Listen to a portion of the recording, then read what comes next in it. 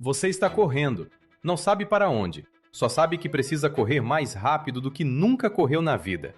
Atrás de você, há algo maior, mais inteligente e que conhece esse território melhor do que você. E a pior parte? Essa coisa construiu cidades, tem leis, tem exércitos e decidiu, em algum conselho de guerra, que a sua espécie é caça. Bem-vindo à Terra! 65 milhões de anos depois do asteroide que nunca chegou. Nas partes 1, 2 e 3 dessa série, a gente viu os dinossauros sobrevivendo, coexistindo e continuando a evoluir. Mas hoje a gente vai mais fundo, porque evoluir é uma coisa, criar uma civilização é outra completamente diferente.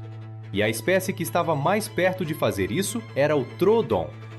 Pensa comigo, o Troodon era bípede, tinha mãos com dedos oponíveis, visão binocular e uma relação cérebro-corpo comparável à dos mamíferos primitivos. Em 65 milhões de anos, o que essa linhagem poderia ter se tornado?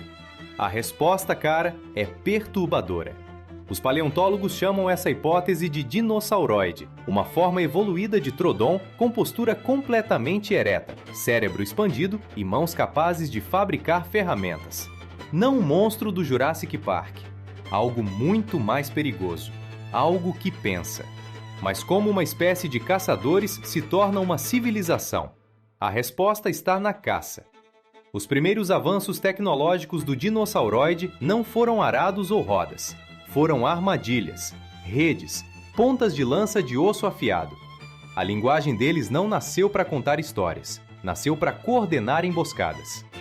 Você fica pelo leste, eu vou pela direita. Quando eu der o sinal, atacamos.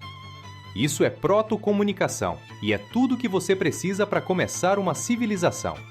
Nos primeiros milhões de anos, eles vivem em bandos de caça. Depois, esses bandos começam a ter territórios fixos. Territórios viram acampamentos. Acampamentos viram aldeias. E aí, acontece algo que mudou tudo na história humana também. Eles descobrem que guardar comida é mais eficiente do que caçar todo dia. Não agricultura, estocagem e domesticação de presas.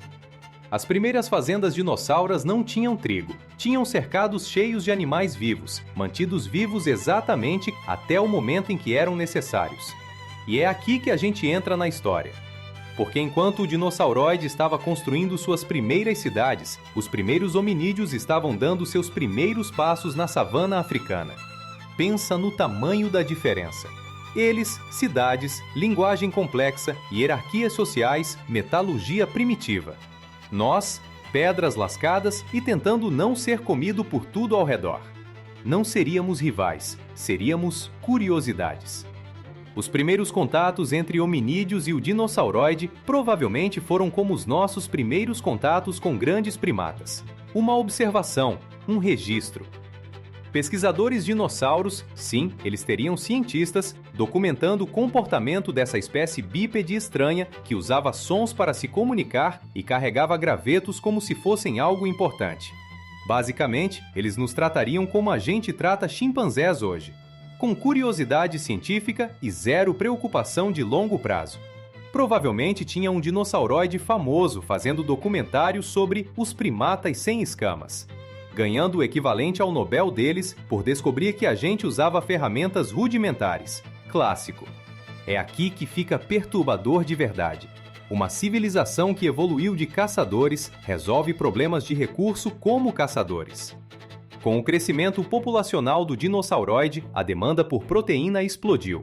As fazendas de animais domesticados não eram suficientes. E aí alguém, em algum conselho de alguma cidade dinossaura, fez uma observação fria e calculada. Os hominídeos são lentos, são fracos, têm carne abundante e se reproduzem rápido o suficiente para ser sustentáveis como recurso. Não seria ódio, não seria maldade, seria gestão de recursos. Primeiro virariam alvos de caça livre. Depois, quando a demanda aumentasse, virariam algo pior, espécie manejada, com zonas de caça controladas, com períodos de proteção para garantir reprodução, com cotas. Pensa no que isso significa. Eles não nos destruiriam. Isso seria ineficiente. Eles nos administrariam. As tribos de hominídeos que tentassem resistir seriam extintas. As que fugissem para zonas remotas, altas montanhas, ilhas, desertos, talvez sobrevivessem em pequenos números, vivendo com medo constante, desenvolvendo rituais e mitos sobre os grandes escamosos que vêm da cidade. E sabe o que é mais irônico nisso tudo? A gente faria exatamente a mesma coisa com qualquer outra espécie inteligente que encontrássemos. Já fazemos. Mas aqui está o que nenhum outro canal de hipóteses vai te contar. A civilização dinossauro teria sua própria mitologia, e nós estaríamos nela. Não como deuses, não como demônios, como criaturas estranhas, frágeis, que às vezes tentam escapar.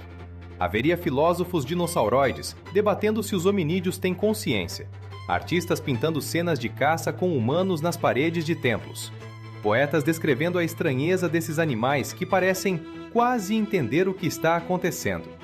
E em algum código de lei antigo de algum império dinossauro, uma cláusula proibindo matar fêmeas grávidas, não por compaixão, por eficiência de estoque. Seríamos para eles exatamente o que os polvos são para nós hoje, incrivelmente inteligentes para uma presa, mas presas ainda assim.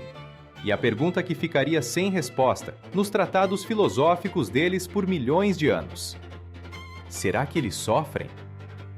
A civilização mais avançada da história da Terra não seria a nossa, e nunca precisaria nos destruir, só nos catalogar.